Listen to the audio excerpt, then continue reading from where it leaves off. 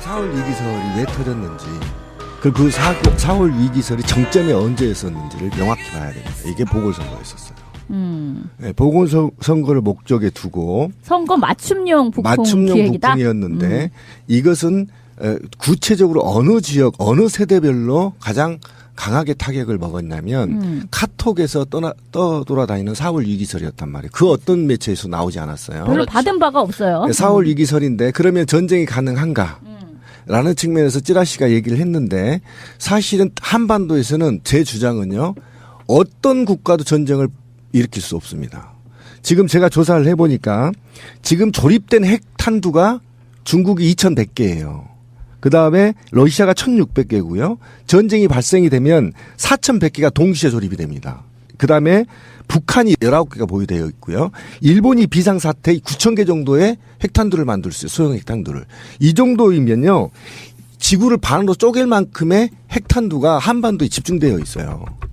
전쟁이요? 꿈도 못 꿉니다. 그런데 왜 그럼 전쟁설이 이용되느냐? 아까 저는 핵심이 박근혜를 이끌었던 그 세력, 이 나라를 시궁창으로 몰아넣었던 그 세력, 암흑의 세력들이 교묘하게 칼빈스노의 움직임과 트럼프의 싸가지 없음을 더해서 그리고 북한의 태양제를 맞이해서 미사일 실험과 맞물려서 교묘하게 4월 위기설을 만들어서 주식시장을 붕괴시키고 이것을 보수층에 유리한 선거로 1차적으로 보궐선거를 찍고 2차적으로 굉장히 보수층, 안보적인 보수층들을 결집시키려는 시도란 말이에요. 그래서 진보 세력들을 분열시키려고 하는 세력인데 그 느낌이 보이고 있다란 말이죠. 근데 이것이 결국은 보선이 끝나고 나서 어떤 결과가 났냐면 오히려 정부가 더 전쟁 아니다. 너무 고조되기 때문에. 그렇죠. 불 끄느라 바빠요. 근데 이 고조가 우리 사회가 혼란스러워서가 아닙니다. 자본이 빠져나가고 있기 때문에요. 예, 지금 자본이 굉장히 많이 빠져나가고 주식시장에서 더 빠져나가면 위험성이 있기 때문에 이제 차단하겠다 이런 겁니다. 그러니까 개발라를 개소리 하고 있었던 거예요 지금 우리가. 지들이 불을 지펴놓고 돈 빠져나가나 싶으니까 빨리 불을 끌려고 지금 노력을 그럼 이게 하고 있다. 올라가면 올라갈수록 B 후보가 지지율이 떨어져요. 그리고 시 후보가 급상승하게 된단 말이에요. 그런데 이 시 후보는 결국 집권 가능한 지지만큼 받지를 못해. 특정 지역에서만 결집되고 있단 말이에요. 그러면 지금 이 암흑의 세력들은 누구를 도와주는 거냐? 과거가 틀려요, 북풍이. A 후보를 도와줘버린 꼴이 된단 말이에요. 두고 보세요. 이번 주 결과 반드시 5, 6% 이상 올라갑니다. 뭐 A는 누구고 B는 누구고. 그냥 쉽게 얘기해. 그러니까 C는 홍준표고 B는 안철수고 그렇죠. A는 문재인인데 네. 이번에 정말 재밌는 워딩이 하나 나왔어. 박지원한테 나왔던가? 세상에 하다가 야당 후보가 북풍을 먼저 일으킨 건 처음이네. 뭐냐면은 문재인이 선수를 딱 쳐버린 거야. 자, 우리 후보들 모여가지고 긴급 대책회의 비슷한 거 가자 이런 거거든요.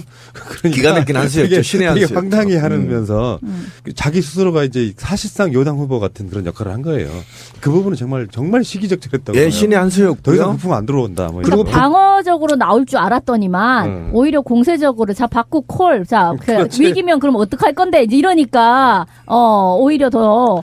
그런데 아직 이제 이게 반영된 여론조사가 안 나왔는데요. 제가 또 단언한데 이번 주 오늘이나 내일 정도 나오는 지지율은 문재인이 적어도 60% 이상 앞서버린다. 왜 그러냐면 네. 이 북풍이 이제 문재인한테 유리하게 돼버린 거예요. 그래서 북풍을 꺼야 돼요 지금. 이 시기게 돼버렸어요. 그런데 아까 말한 굉장히 중요한데 내가 최근에 바빠서 못 봤는데 이 소문을 추적을 해봤는데요. 선관위의 해킹한 세력 그리고 그동안에 세월호를 붕괴시킨 세력 그리고 국가 권력으로부터 벗어난 세력들이 암약하고 있다는 걸 제가 직감했어요. 그러니까 아까 찌라시님 얘기나 일본에서 어느 블로그가 그냥 이야기를 쓴 건데 그거를 따와서 페이크 기사를 이용해서 그것이 메인스트림의 기사로는 못 써요. 그러니까 카톡으로 쫙 퍼날라 버린 거예요. 할아버지 할머니들한테. 그러니까 할아버지 할머니들이 난리가 난 겁니다. 지금. 실제로 전쟁이 난다. 근데 그 블로거들은 청부가 아니었을까? 그런 의심도 그러니까 저도 그렇게 청부일 생각합니다. 가능성이 얼마든지 있는 거지.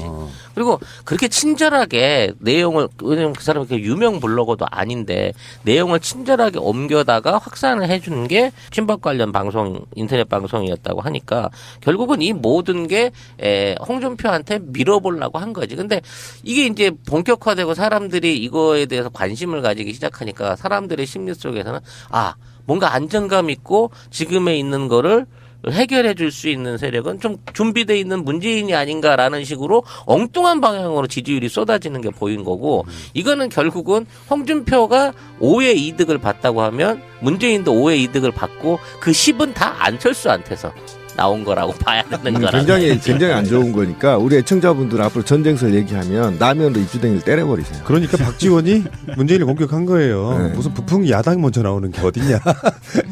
이게 북침설, 전쟁설이 북폭격설이 밀리터리 덕후 입장에서 보면 너무나 황당한 게 몇 가지가 있어요.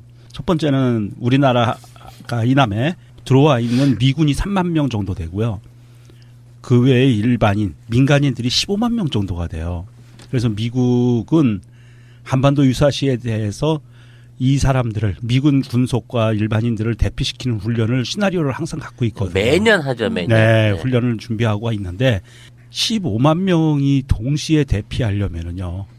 장난이 아니에요. 최소 한 달은 시간을 줘야 네, 돼요. 그리고 거기에 덧붙여서 미군이 들어와 있는 3만 명이 지원부대 역할을 합니다. 그러니까 철수작전의 지원부대 역할을 해요. 실제로 전쟁 수행 부대가 아니에요.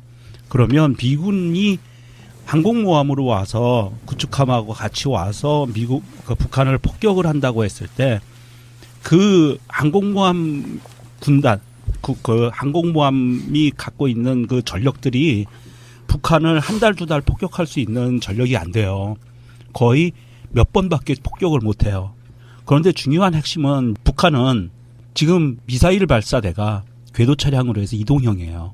어디에 있는지 잡을 수가 없어요. 그래서 완벽하게 한 번에 제거를 못한다. 그러면 두 번째 핵미사일이 오키나와, 사이판, 오산 공군기지 이렇게 날라온다고 했을 때 대책이 없다는 거고요. 두 번째는 미국이 이렇게 시리아를 공습했듯이 한번 뿅 쏴가지고 터트리고 응징 차원의 폭격을 하는 게 아니라면 괴멸시킬 정도의 전력을 집어넣기 위해서는 육상부대가 필요해요. 맞습니다. 예. 그런데 아까 말씀드린 것처럼 우리나라에 들어가는 주한미군 3만 명은 자국민들 철수하는데 지원부대 역할을 할 수밖에 없기 때문에 추가 육상부대가 투입이 돼야 되는데 그런 징후는 전혀 없다. 그러니까 쉽게 말해서 이게 싸다고 한 대 때리면 꼼짝 못하는 시리아 같은 멀리 떨어진 중동 국가가 아니고 바로 보복을 할 수 있고 직접적인 전투력을 갖추고 있는 북한 같은 국가에 대해 만일의 폭격을 생각한다고 하면 폭격에서가 아니라 아예 완전히 갈아엎어버릴 정권을 갈아엎어버릴 플랜을 내놔야지. 그러니까 전면전을 각오하고 그렇지. 시작할 그렇죠. 수밖에 없는데 그게 아니라고 거기에 하면 대한 준비가 전혀 없다는 상황은 폭격 자체도 없다고 봐야 된다. 그러니까 우리가 그러니까 그런 시나리오를 쓰는 순간 우리는 전쟁 노름에 휘말린단 말이에요. 그리고 누군가는 그걸 설계를 짠단 말이에요. 그래서 제가 단언해버린 거예요. 뭐냐면 핵을 보유한 국가는 선제공격 불가능하다. 이게 인류의 숙제예요. 핵이 있는데 어떻게 해요? 한번 생각해봐. 싣고 맞아요. 가서 박아버리면 끝인데. 핵을 무력화시키기 전에는 불가능한 얘기예요. 핵 보유국은 일체 공격이 선제가 불가능하단 말이에요. 그래서 핵은 공격용이 아니라고 주장했던 게 그거의 방어용이라고 했던 게 핵을 보유하는 순간 지금 북한이 19개 정도 국제사회가 인정하고 있어요. 그냥 현재 있단 말이에요. 비상시에 몇 개를 만들지 몰라. 우라늄의 보유가 최고 매장량 1위야. 근데 그 내용 전혀 몰라. 패스전 국가라. 미국이 가히 무슨 특공부대? 그건 영화에서나 나온 얘기고요. 불가능하다는 겁니다. 근데 어쨌든 북한이 핵 보유국이라는 것을 이제 국제사회가 공식적으로 인정하지는 않는다 할지라도 지금 미군이 한반도의 사드 배치에 열을 올리고 있는 이유도 보면 북한이 핵 보유국으로 자기들이 생각해도 인정할 수밖에 없기 때문에 사드를 그렇죠. 한반도에 배치하려고 전 난리인 거잖아요.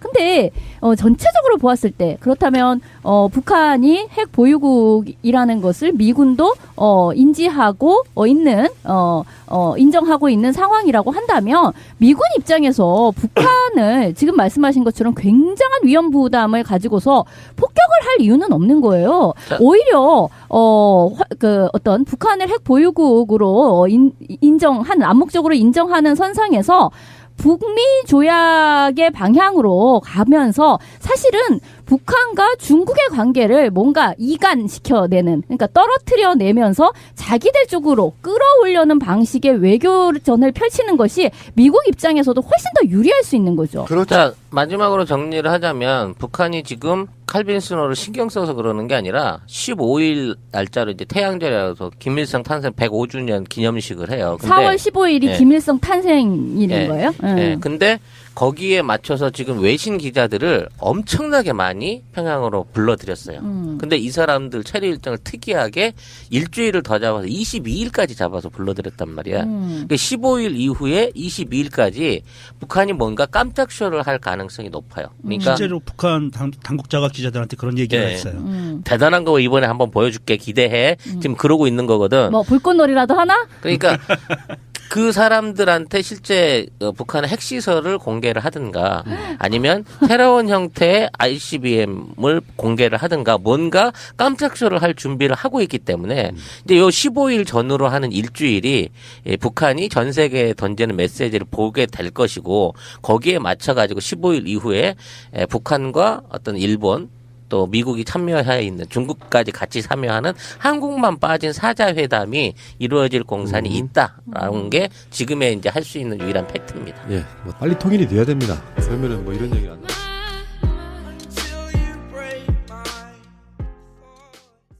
교묘하게 4월 위기설을 만들어서 주식시장을 붕괴시키고 이것을 보수층에 유리한 선거로 1차적으로 보궐선거를 찍고 2차적으로 굉장히 보수층, 안보적인 보수층들을 결집시키려는 시도란 말이에요. 그래서 진보 세력들을 분열시키려고 하는 세력인데 그 느낌이 보이고 있다란 말이죠. 근데 이것이 결국은 보선이 끝나고 나서 어떤 결과가 났냐면 오히려 정부가 더 전쟁 아니다. 너무 고조되기 때문에. 그렇죠. 불 끄느라 바빠. 근데 이 고조가 우리 사회가 혼란스러워서가 아닙니다. 자본이 빠져나가고 있기 때문에요. 예, 지금 자본이 굉장히 많이 빠져나가고 주식시장에서 더 빠져나가면 위험성이 있기 때문에 이제 차단하겠다 이런 겁니다. 그러니까 개발라를 개소리 하고 있어. 중국이 2,100개예요. 그 다음에 러시아가 1,600개고요. 전쟁이 발생이 되면 4,100개가 동시에 조립이 됩니다.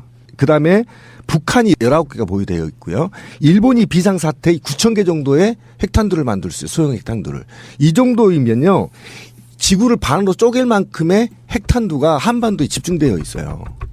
전쟁이요? 꿈도 못 꿉니다. 그런데 왜 그럼 전쟁설이 이용되느냐? 아까 저는 핵심이 박근혜를 이끌었던 그 세력, 이 나라를 시궁창으로 몰아넣었던 그 세력, 암흑의 세력들이 교묘하게 칼빈 스노우의 움직임과 트럼프의 싸가지 없음을 더해서 그리고 북한의 태양제를 맞이해서 미사일 실험과 맞물려서 4월 위기설이 왜 터졌는지 그리고 그 4월 위기설이 정점이 언제였었는지를 명확히 봐야 됩니다. 이게 보궐선거였었어요.